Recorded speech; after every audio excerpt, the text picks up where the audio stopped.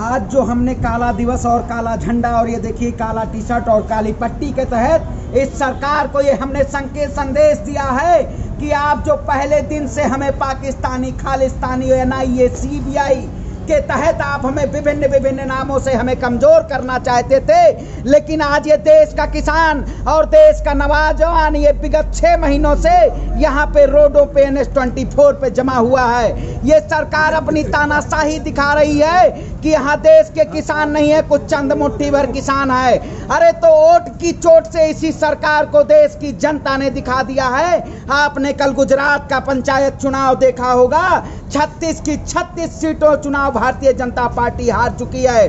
और इस सरकार को ये हम कहना चाहते हैं, जो कोरोना जैसी वैश्विक महामारी में आपने ये जो तीनों काले कानून हम किसानों के लिए लाए हैं, ये तीनों काले कानून वापस लीजिए और MSP पे गारंटेड कानून बनाइए, तभी हम लोग यहाँ से घर वापसी करेंगे। ये सरकार सिर्फ और सिर्फ तानाशाही रवैया अपना रही है। जैसे आपने हमें 26 जनवरी में बदनाम करने की कोशिश की, आज इन्होंने प्रशासन को आगे कर गए। जब हम लोगों का पुतला जलाए, उस प्रधानमंत्री मोदी या कोई पुतला जलाया जा रहा था, तब इन्होंने हमें बदनाम करने की कोशिश की।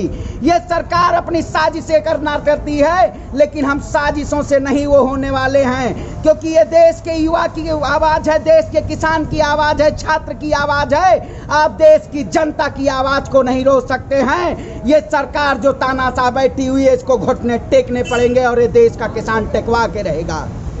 सरकार के हरियाणा के CM जो मनोहर लाल खट्टर हैं, उन्होंने कुछ दिन पहले अपील भी की थी कि मानवता के नाते जो कोरोना जैसी महामारी है, किसान कुछ दिन के लिए अपना आंदोलन स्थगित कर दे।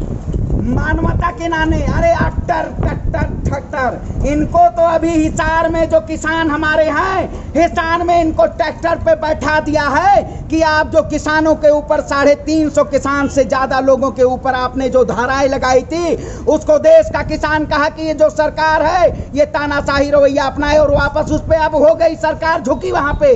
और आपने जो कहा अभी कि ये सरकार कह रही है किसान से कोरोना वैश्विक महामारी, अरे मैं प्रधानमंत्री नरेंद्र मोदी जी से पूछना चाहता हूं, जब 5 राज्यों में चुनाव थे तब आप बिना मास्क के रैली कर रहे थे। उस वक्त इतनी भीड़ थी, जब वहां से जनता अपने घरों में जाती थी तब वहां पे चुनाव नहीं दिख रहा था आपको।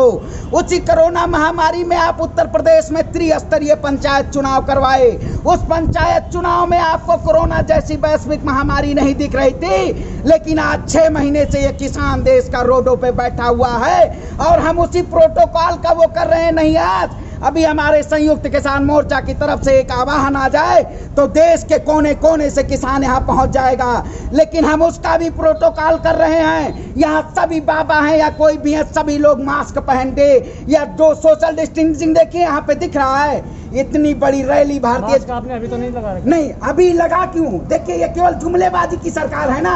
आप घड़ियाले आंसू यही सरकार के लोग बैठते हैं। जो ये देखिए, जब आप रोने का जो नाटक दिखाते हैं, आप कह रहे कि हम सभी ने प्रोटोकॉल पूरा कर रखा, लेकिन यहाँ देखने को मिला किसी ने भी मास्क नहीं मास्क। देखिए मास्क बताता हूँ, वही जब प्रधानमंत्री जी, आज देश का युवा, देश भारत हमारा युवाओं का देश है, युवाओं का देश है, लेकिन ये सरकार में जब वर्चुअल रैली करते हैं वहाँ मास्क नहीं होता इनका।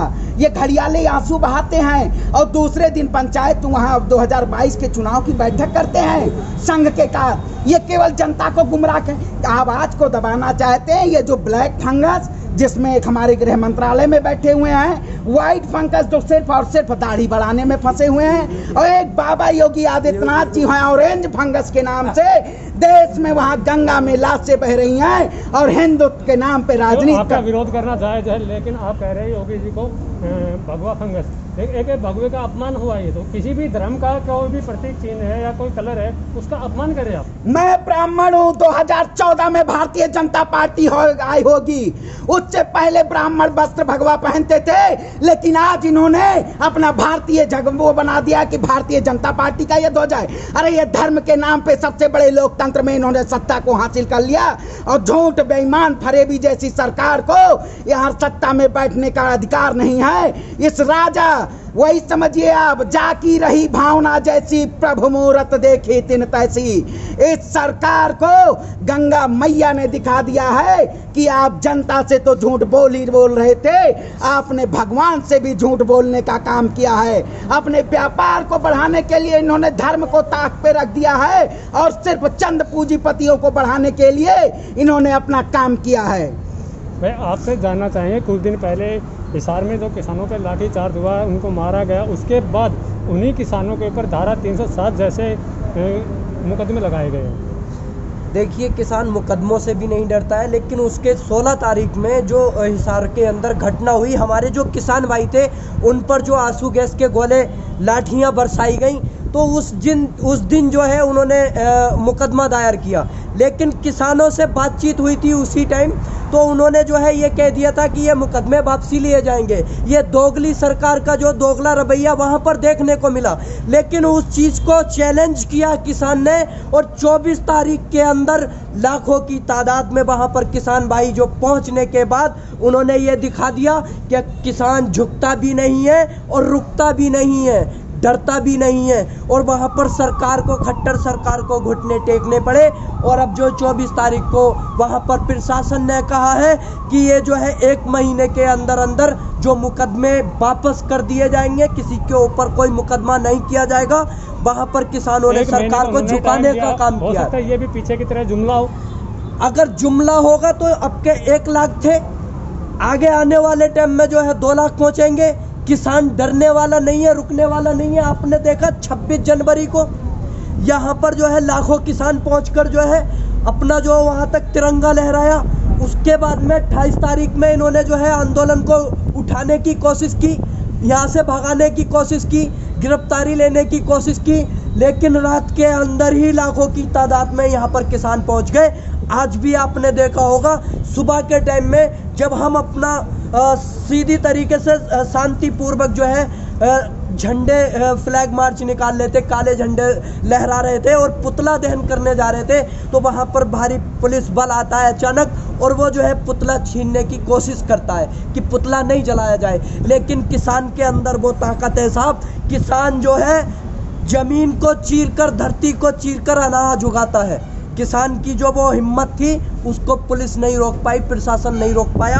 हमने पुतला सही टाइम पे और उसी टाइम जो है हमने दहन किया और अपना जो है जी आपने हिसार में 24 तारीख की जो बात की जी कि 24 तारीख के प्रोग्राम के बाद सरकार झुक गई है, उसके बाद राकेश टिकैत जी का एक बयान आया था। उन्होंने साफ तौर पे कहा था कि हरियाणा के किसान शेर हैं, मैं इनको यूपी लेके जाऊंगा। क्या आपको लगता है कि यूपी में किसान नहीं है? नहीं, आपसे कहा था ये, आप थे मीडिया के सामने। मीडिया देखिए, मैं बताऊं, जो स्ट्रीम मीडिया है वो इस तरह से जो काट पीट के चीजें दिखाती है, ठीक है।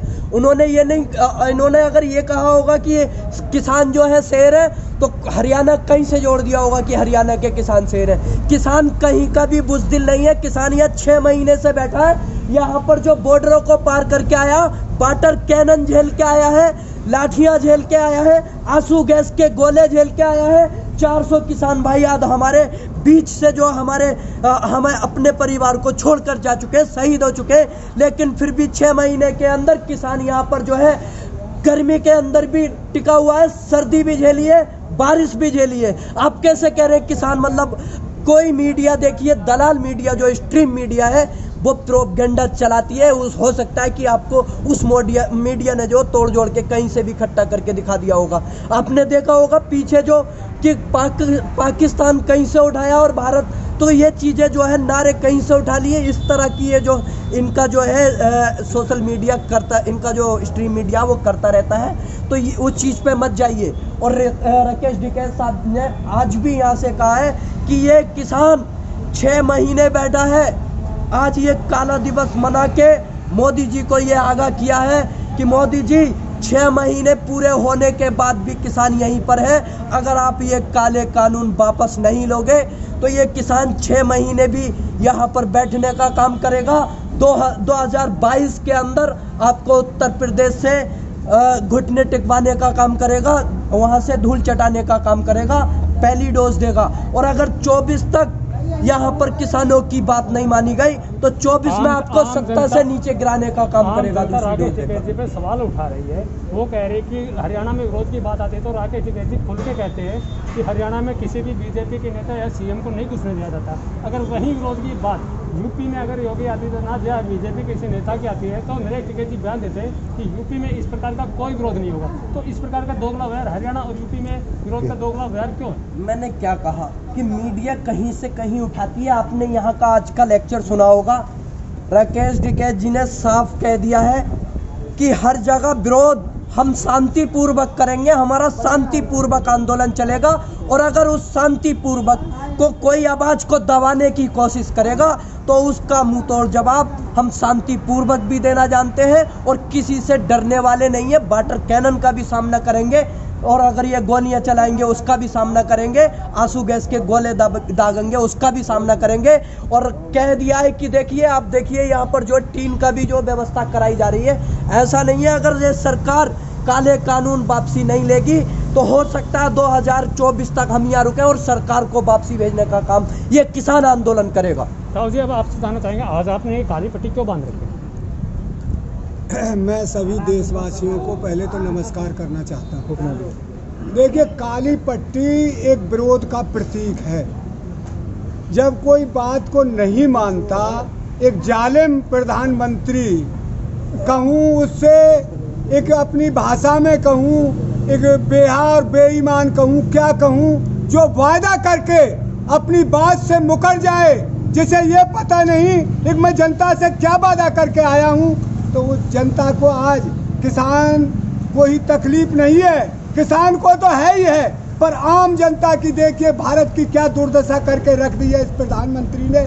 जो बेचारे किसानों के पास तो कम से कम साल भर का कोटा अनाज सब्जी उसके पास तो खेतों में भी हो जाता है, पर जो बेचारे रोज कमा के लाते हैं दिहाड़ी मजदूर, उनकी क्या हालत होगी जब इन्होंने लॉकडाउन लगाते हैं, ये उनके घर पहुंचा देते हैं मैं तुम्हारे सब्जी दूध तुम्हारे बच्चों के चाय के। ये हालत इस देश की करके रख दी इस प्रधानमंत्री ने, इस सरकार ने। इससे क्या उम्मीद की जाए? हमारे आगे तो 74 साल का होने जा रहा हूं मैं, हमारे आगे ऐसी त्रासदी अंग्रेजों को हमारे बुजुर्ग भी बताते थे। अंग्रेज गांवों में आकर पूछते थे एक आपको किसी तरह की कोई तकलीफ तो नहीं, कोई गुंडा तो नहीं है यहाँ?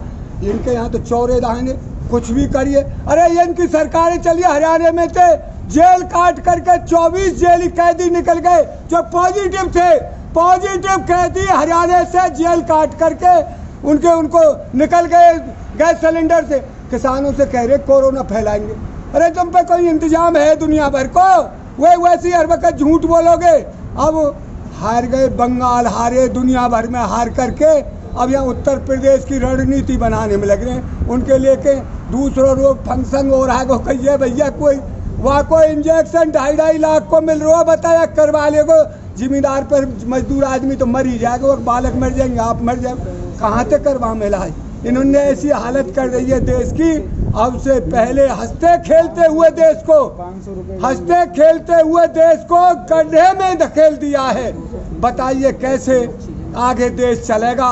ये अपनी गलती को ये मानते नहीं कि हम पे बहुत बड़ी गलती हुई है देश के साथ में, और गलती मान के जब ये जाने ना थोड़ा पड़ा है। इस बीजेपी में कोई और पड़े हो वहाँ बैठा दे, चाहे आई के जुम्मे लिख रही है प्रधानमंत्री गिरी, कोई और होशियार हो वहाँ बैठा दो। बीजेपी में तो हमें कोई दो मतलब आपको काले कृषि कानूनों से आपत्ति है या मोदी से आपत्ति है? देखिए, हमको उससे आपत्ति है जो जाने ही रहा कछु। कृषि कानून ने तो हम या करवा के जाएंगे, ये तो हमारा वादा है, पर जो जानता ही नहीं, जिसका कोई इंतजाम नहीं, जो झूठ बोले, वह तो कैसे विश्वास करे? अरे और आदमी हो, जब एक के बस की ना है कोई काम, जब घोड़ा पे बैठ लो ना आवे, वह काट बैठा रहो घोड़ा भैया, वो तो चाहे तो आप मरेगो, चाहे वह घोड़ा खड्डे में गिरेगो। राहुल जी, आप यूपी से हैं, आपसे एक बात जानना चाहेंगे। जिस प्रकार से हरियाणा में विरोध चल रहा है, टिकैत साहब भी हरियाणा में कहते हैं कि हरियाणा में किसी भी सीएम को या किसी भी नेता को नहीं घुसने दिया जाता। अगर इसी विरोध की बात जब यूपी में आती है तो टिकैत पूरा पीछे हट जाता है, कहता है कि इस प्रकार का सीएम का या यूपी में इस प्रकार का कोई विरोध किसी भी नेता का नहीं होगा।